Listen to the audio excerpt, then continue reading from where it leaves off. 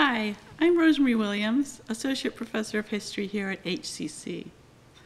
When I set out to write the latest volume of the history of the college for the college's 50th anniversary, I took over the unofficial title of college historian from my colleague Vlad Marinich.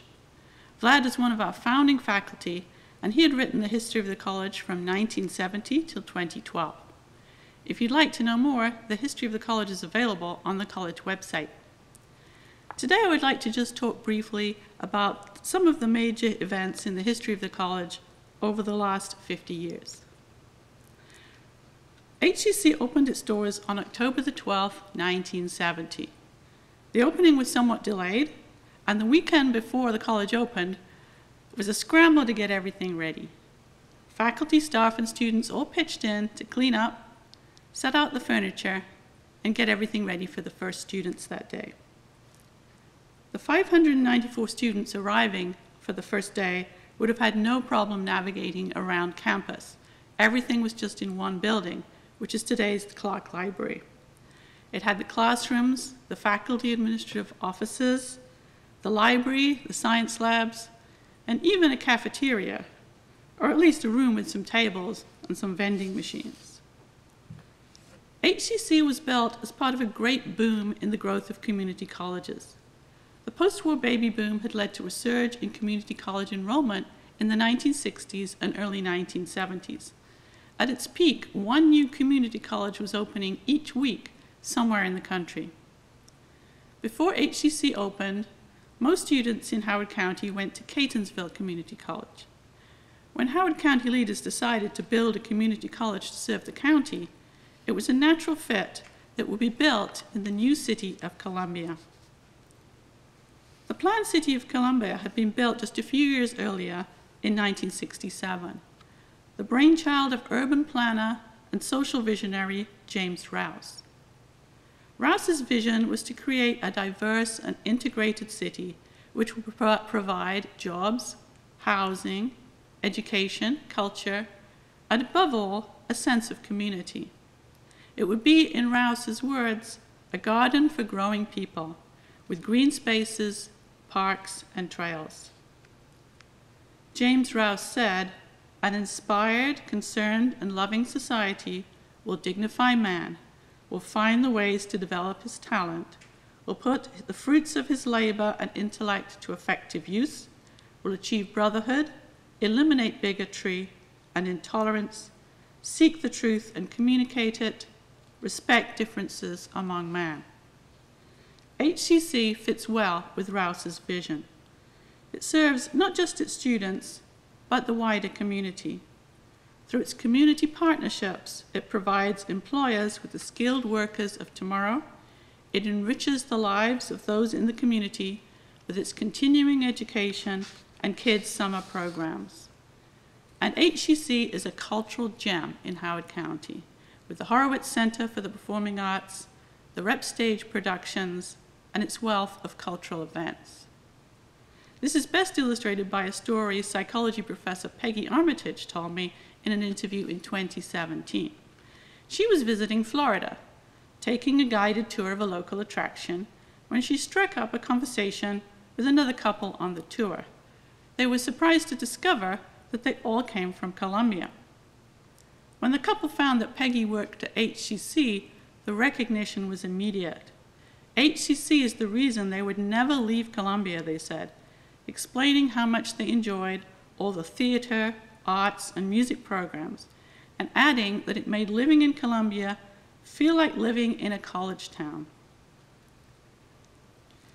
Over its first 50 years, HCC has experienced huge changes. The campus would hardly be recognizable to anyone who'd last seen it in the 1970s. From one building, the campus has expanded rapidly. The parking lot has been replaced by a quad, and the gleaming new structures, such as the state-of-the-art health sciences and SET buildings, reflect the expansion of programs and opportunities available at the college. Many of the changes we see in the first 50 years reflect major social changes that have taken place. One example is the social revolution in the role of women that has taken place over 50 years. It is no coincidence that the first 2 HCC presidents were men and the next 2 have been women. Former Board of Trustees Chair Kevin Doyle described HCC in 2020 as a female-driven institution. Society has also experienced a technological revolution since 1970. In the 1970s, the college offered secretarial courses. Today, it offers cybersecurity. In 1970, students lined up outside to register for classes. Today, students can register for classes on their mobile phones. Another area of change has been the increasing awareness of climate change and emphasis on sustainability in the last 50 years. At HCC, this has been reflected in a variety of green initiatives. We see it in the landscaping on campus, the rain gardens, stream preservation, native plantings, green spaces, and green certified buildings. Many of these efforts have been led by Bob Marietta, known on campus as Sustainable Bob. Since 1970, the makeup and needs of HCC students has also changed. On average, students at HCC are more diverse, representing 106 different countries, and also younger today than they were in the 1970s, when there were fewer students right out of high school, and many students were Vietnam veterans or adults restarting their careers. Amidst these changes, many priorities and values have remained constant, reflecting the culture of the college since its founding. HCC continues to be student-centered, data-driven, and committed to innovation and excellence.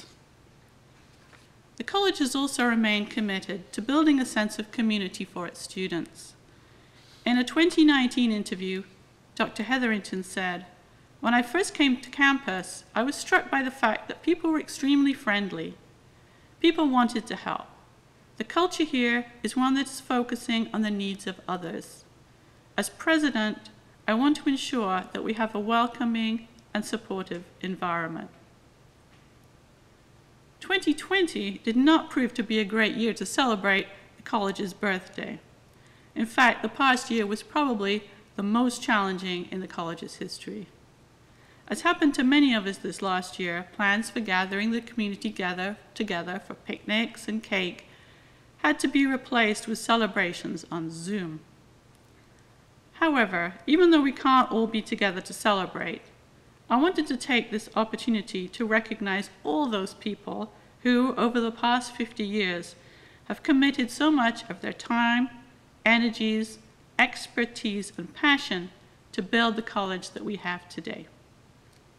Our dedicated faculty, and here you may recognize some members of today's panel, Pam Cornell and Vlad Marinich.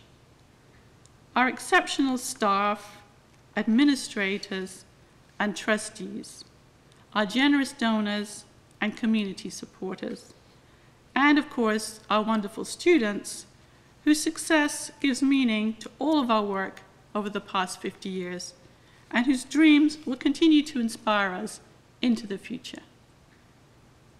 Thank you for joining us today to celebrate the college's first 50 years.